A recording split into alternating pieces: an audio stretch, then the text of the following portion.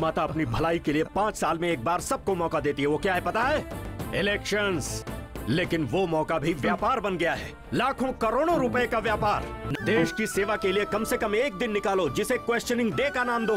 अगर कोई व्यक्ति किसी बच्चे के प्राइवेट पार्ट को टच करता है या अपने प्राइवेट पार्ट को बच्चे से टच कराता है तो धारा 8 के तहत उसको सजा दी जाएगी, जिसमें 3 साल से 5 साल तक की सजा होगी।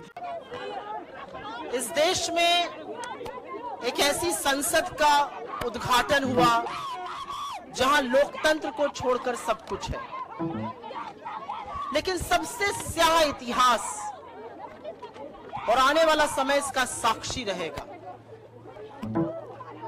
कि जब एक तानाशाह अपना राज तिलक कर रहा था, तब हमारे देश की सबसे होनहार बेटियां इस तरह से घसीटी जा रही थी, मारी जा रही थी, डंडों से पीटी जा रही थी।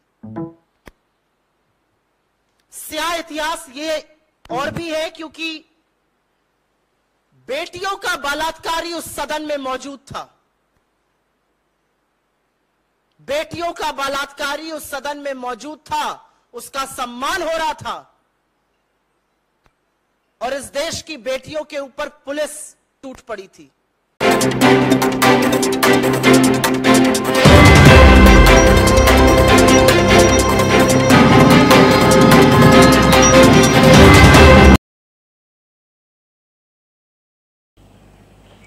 एक मिनट 24 सेकंड में हमने आपको 3 तरीके का शॉट दिखाया। एक जगह जहां वो बोल रहा है कि देश को 1 मिनट क्या नहीं दिया जा सकता है, हम लोग इतना टाइम देते हैं देश को बिगाड़ने के लिए, और एक पार्लियामेंट खड़ा हो जाता है विद इन कंट्रोवर्सी। एक कंट्रोवर्सी तो चल ही रहा था 1 महीने से।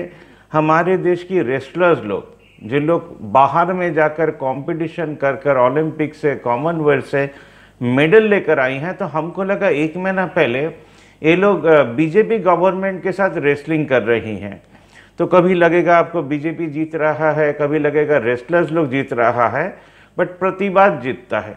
जो लोग प्रतिवाद करते हैं वो लोग जीतते हैं। कभी लग सकता है कि लॉ के सामने हम लोग हार जा रहे हैं, बट ये जो वॉइस ऑफ कंसर्न होता है, जो ये औरतों ने दिखाया हमारे देश को, यही एक जीत है कि हमारा देश का इज्जत घर से कैसे नीलाम होकर जंतर मंतर में पहुंचता है। यही हमारा देश का कोर्ट और कोर्ट के जजेस लोग देखते हैं, उनका कोई रिएक्शन आता नहीं है। सोचिए, एक रिटायर्ड जज जो अभी घर में बैठकर इंडियन न्यूज़ देख रहे होंगे, वो खुद को कितना असहाय सोचते होंगे। काफ़ी सारे लोग बोलते हैं आपको क्या, माने जनरल क्वेश्चन होता है तो उसका आंसर होता है वी बिलीव इन लॉ। ये बिलीव इन लॉ का मतलब हमको आज तक समझ में नहीं आया। देखिए, एक संविधान लिखा गया by the most educated man of India, Shri Baba Rao Ambedkar ji. तो उधर हर प्रोविजन में लिखा गया जो आप ये पाप करिएगा तो आपको ये सज़ा मिलेगा, आप वो पाप कीजिएगा तो आपको वो सज़ा मिलेगा। पॉस्को एक्ट में आपने सुना एक जन LLB को जो क्या करने से आपको क्या सज़ा मिलेगा, बट इधर ये नहीं बोला गया कि आपके अगेंस्ट में अगर केस होगा तो आपको अरेस्ट करना पड़ेगा। इनफैक्ट रेसलर्स लोग ने जो याचिका डाली थी, तो पुलिस ने उधर कहा इन्होंने कहीं तो लिखा नहीं था अरेस्ट होने का है। तो BJP is doing what? BJP Brijbhushan को next prime minister of India as a project करना चाहती है कि देखो हमारे देश के 50% औरत के साथ हम लोग क्या कर सकते हैं। मोदी जी इतने स्ट्रांग नहीं हैं जितना ब्रिजभूषण है, इसलिए वो कह रहे हैं जो अगर बीजेपी बोले हमको रेजिग्नेशन देने के लिए तो हम रेजिग्नेशन दे देंगे। बट बीजेपी पूरा पार्टी हिसाब से देखिए हिम्मत नहीं है ये बात ब्रिजभूषण को बोल पाए। इसलिए जब चाइना का एग्रेशन हुआ, जब पूरा इंडियन चैनल दिखा चुका है, हमारे देश के प्राइम मिनिस्टर संसद में आके बोलते हैं, जो संसद को उन्होंने अभी डिस्कार्ड करके नया संसद बनाया, क्योंकि इतना सारा झूठ के ऊपर जो संसद में वो बोल रहे थे इंडियन प्राइम मिनिस्टर, तो अगर उधर रहते तो उनको बार बार वो याद आता है ये कांग्रेस का है। ये सोच ही नहीं पाए जो ये देश के 140 करोड़ जो जनता है, जो चाइना का पॉपुलेशन को क्रॉस करके चला गया है, ये जनता का पार्लियामेंट है। तो सबसे पहले ये डिसीजन लेने के पहले, पैसा आप कितना भी खर्चा कर लीजिए क्या फ़र्क पड़ेगा। नमामि गंगे में 55,000 करोड़ खर्चा होता है, अभी तक मिट्टी उठाने लायक पैसा नहीं आया है, 2014 से खर्चा हो ही जा रहा है। इसलिए हमारे देश में स्कैम बोलकर क्या होता है हमको मालूम नहीं। सबसे बड़ा स्कैम हमारे देश में क्या है सोचिए, आप शिव जी से जाकर नौकरी मांग रहे हैं, जो हे भगवान हमको नौकरी दे दो, मेरी लड़की या लड़के का अच्छा शादी करवा दो। आप हमारे देश के प्राइम मिनिस्टर को ये बात बोल नहीं पा रहे हैं। तो हमारे देश का सबसे बड़ा स्कैम ये है कि हम लोग भगवान से ये एक्सपेक्टेशन रखते हैं कि वो नौकरी दे देगा, जबकि हमारा देश का नौकरी जा रहा है, स्कूल बंद हो रहा है। जिसको 75,000 सैलरी मिलता था एक प्रोफेसर को, उसके पास में जो काम कर रहा है, जो 2023 का नवीकरण है, तो उस प्रोफेसर को अभी सिर्फ 15,000 मिल रहा है। बीजेपी नौकरी खाने का नाम है, लड़कियों को रास्ते में लाने का नाम है, एंड ग्लोरिफिकेशन ऑफ, वो बोलते हैं हिंदू, तो एक्चुअली हिंदू उनमें कोई भी नहीं है। आप सोचिए, आप क्या विवेकानंद के साथ मोदी जी को कंपेयर कर पाएंगे? सोच भी नहीं पाएंगे। नेहरू जी को तो रहने ही दीजिए। आप नेताजी सुभाष चंद्र के साथ क्या मोदी जी को कंपेयर कर पाएंगे? जो लोग एक्चुअल हिंदू थे वो लोग देश के लिए करके गए, और जो लोग नॉन हिंदू हैं वो लोग सिर्फ रिच आदमी के लिए करेंगे। इसलिए अदानी के ऊपर एक भी कमेंट नहीं कर पाए। आज सेबी भी क्लीन चिट नियरली दे दिया है अदानी जी को। तो सोचिए, देश का जो नेशनल इंडस्ट्री बेच रहा हो तो वो तो नेशनल कैरेक्टर भी बेच सकते हैं। तो प्राइम मिनिस्टर एंड सीजीआई को समझने के लिए दो चीज समझना बहुत जरूरी है। Democracy is not about welfare of people in India. America में आपको पेंशन मिल सकता है अगर आप 60 के ऊपर गए। आज हमारा एक जैन समाज है, उसमें इलेक्शन होने का था 28। तो हमारे घर में एक भाई साहब हैं, तो उनको बोला जो जैन लोग का एक्चुअल काम क्या है, तो बोले कुछ काम नहीं है, सिर्फ रिच आदमी लोग मंदिर के ट्रस्टी बन जाते हैं, उसके बाद baa baa black sheep have you any wool, yes sir 3 bags full. कुछ काम नहीं है। हमारे देश के रिच घर खरीद सकते हैं, गाड़ी खरीद सकते हैं, बिल्डिंगें बना सकते हैं, रोड बना सकते हैं। इसके बाद इनको इंडिया के बारे में कुछ नहीं मालूम है। एक तिरंगा जरूर से लहराएंगे 15 अगस्त या 26 जनवरी, इसके बाद उनको कुछ नहीं मालूम है। तो ये जो 8,000 का उन्होंने कहा पेंशन, तो सभी के लिए कह रहे थे, जेंट्स लोग के लिए भी। वो गरीब है, वो मिडिल क्लास है, वो रिच है, इट इज इररिलेवेंट। आपको जैसे ऑक्सीजन लगता है, नेचर आपको ऑक्सीजन देता है, आप CO2 देते हैं, तो गाछ आपको जिंदा रखता है, आप गाछ को जिंदा रखते हैं। तो हमारे देश को, रीच को, हमारे देश में जो रिच आदमी लोग हैं, जिन लोग ट्रस्टी बनकर ये सोचते हैं कि हम लोग बहुत महान काम कर देंगे, उनको इतना भी समझ में नहीं आता है मंदिर बनाना कोई काम नहीं था, लोगों के पास पहुंचना। आज सोचिए 2 लाख अगर जैन हैं तो 2 लाख घर में भी हमारे देश के ट्रस्टी नहीं पहुंच पाए। ये लोग एक्सपेक्ट करते हैं आप मंदिर में आइएगा, आप पूजा दीजिएगा, आप पैसा दीजिएगा, रिटर्न में सिर्फ बड़े बड़ा बातें मिलेंगे। जैसे हमारे देश के प्राइम मिनिस्टर कहते हैं, वही हमारा देश का रीच है, वही हमारे देश के 23 करोड़ जनता है जिनका आंख खुला हुआ है, कान खुला हुआ है, दिमाग भी खुला हुआ है। आज देखिएगा दिन दहाड़े खून हो जाता है। आज 75 साल में एक भी सिनेमा बना ही नहीं। जो आप रेलवे स्टेशन में अगर आप अकेले रात को पहुंचते हैं तो आपको पुलिस मिलेगा, आपको प्रोटेक्शन मिलेगा, रात को रहने का कोई जगह मिलेगा। यही है हमारा डेमोक्रेसी। जो रात का जो भारतवर्ष है वो सेफ नहीं है। आज 60,000 स्कूल बंद हो गया, तभी भी रास्ते में लोग सोते हैं।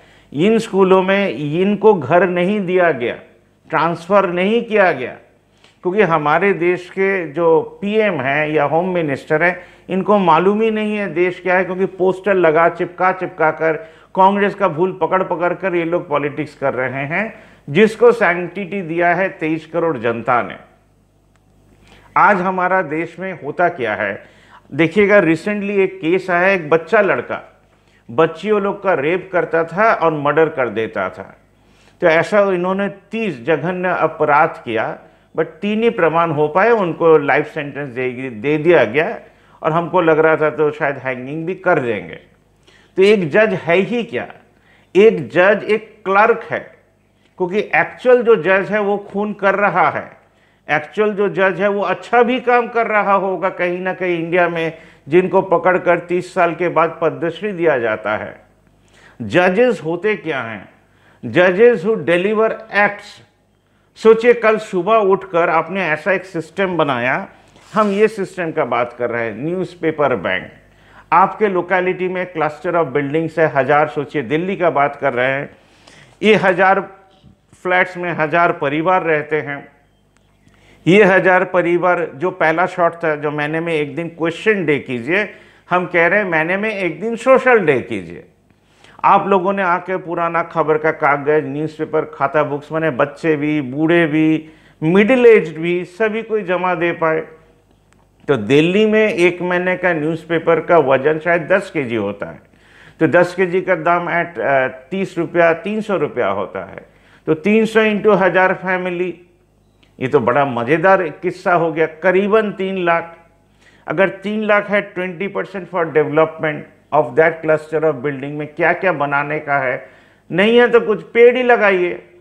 20% पे to YouTubers with the committee, ताकि वो ये काम करते जाएं, करते करते मर भी जाएं, क्योंकि देश के लिए काम करने वाला अभी भी सिस्टम पैदा नहीं हुआ है। काफ़ी सारे ट्रस्ट हैं, हम आपको न्यूज़ में दिखाएंगे, जो लोग आउटस्टैंडिंग काम कर रहे हैं। तो एक जज कौन है? एक जज है इधर जो डिलीवर कर रहा है, या तो क्राइम को डिलीवर कर रहा है, या जस्टिस को डिलीवरी कर रहा है, या देश के लिए वो काम कर रहा है। तो प्राइम मिनिस्टर भी डिलीवर कर रहे हैं उनको जो ठीक लग रहा है, रेस्टलर्स लोग भी डिलीवर कर रहे हैं जो उनको ठीक लग रहा है। राजेश टीके दिल्ली में आकर बड़ा बड़ा बात बोलेंगे क्योंकि उनको जो ठीक लग रहा है वो ये कह रहे हैं, बट वो किसान के पास खड़े नहीं होंगे। किसान उनके आंदोलन के टाइम भी मरा, किसान अभी भी मर रहा है, क्योंकि कोई भी किसान संगठन किसी किसान के पास खड़ा नहीं होगा, सिर्फ बोलते रहेंगे। और सीजीआई किया है, सोचिए किसी ने 30 मर्डर कर दिया, करने के बाद इसको पहले एफआईआर किया गया, फिर पुलिस जो हमारे देश में उन्होंने इन्वेस्टिगेट किया, उसके बाद उसको कोर्ट में लेके गए। तो ये तो कोई 8 पास भी डिलीवरी कर देगा जस्टिस। इसके लिए इतने बड़े हम लोग संसद क्यों मेंटेन करते हैं? क्योंकि डेमोक्रेसी के पास ये आंसर ही नहीं है कि हमको एक्चुअली करना क्या था, देश के नागरिक का एक्चुअल काम ही क्या है। देश का नागरिक अभी तक ये नहीं सोच पाया जो उससे भी कुछ हो पाएगा। तभी हमारा देश का पॉलिटिक्स खिचड़ी है, जहां पर आप नहीं हैं, आपके फादर मदर नहीं है, आपके बच्चे नहीं हैं। इसके सिवा हमारे देश में सुअर है, कुत्ता है, हाथी है, बिल्ली है, घोड़ा है, और कभी कभी इंसान भी नजर आ जाते हैं जब पद्मश्री हाथ में लेते हैं। आज के लिए बस इतना ही। भावना मूक देखते रहिए, कमेंट कीजिए, शेयर कीजिए, लाइक कीजिए, सब्सक्राइब कीजिए, और आपके दोस्तों के साथ शेयर जरूर से कीजिएगा। India was all about public, but that public has forgotten that they also have something to do for the country. So अभी हम लोग प्राइम मिनिस्टर का न्यूज़ सुन रहे हैं, कल हम लोग होम मिनिस्टर का न्यूज़ सुनेंगे, कल ब्रिजभूषण हमारे देश के प्राइम मिनिस्टर बन जाएंगे, कल उनका खबर आप देखिएगा। राजेश टिकैत का बड़ा बड़ा भाषण सुनेंगे, बट वो एक भी किसान के पास खड़े होने के लायक सिस्टम ही नहीं बना पाएंगे। हम लोग सीपीएम को सुनेंगे, कांग्रेस को सुनेंगे, बीजेपी को भी सुनेंगे, तृणमूल को भी सुनेंगे, बट आपके फादर मदर के बारे में कोई नहीं बोलेगा, आपके लड़के लड़की के नौकरी के बारे में कोई नहीं बोलेगा। एक तो अच्छा सा देश जो विवेकानंद के सोच से, रामकृष्ण देव के सोच से, हमारे मातंगिनी हाजरा के सोच से, सुले भाई के सोच से, कितने सारे नेशनल लीडर्स जो एक्चुअल हिंदू थे, माने वो मुसलमान भी थे, वो ईसाई भी थे, वो महावीर भी थे, वो बौद्ध भी थे। ये जो थॉट प्रोसेस हम लोगों को मिलाता है वही तो हिंदू है। जो लोग तोड़ने का कोशिश कर रहे हैं वो कहाँ से हिंदू बन पाएंगे? वो तो कोई कंपैरिजन में भी नहीं आएंगे। तो सेकंड पार्लियामेंट, थर्ड पार्लियामेंट, जितना भी कोशिश हो जाए, रहेगा वो फर्स्ट पार्लियामेंट ही। जितना भी सेनेगल लेके कंट्रोवर्सी हो जाए, जो तब बीत गया वो बीत गया, अब हमारा सामने है, वो सुबह कभी तो आएगी, अभी अंधेरा है। देखा जाए, आपका हाथ पकड़कर एक जोत जरूर से जलेगा हमारे देश में। हमको सुनने के लिए धन्यवाद। हम नरेश जैन।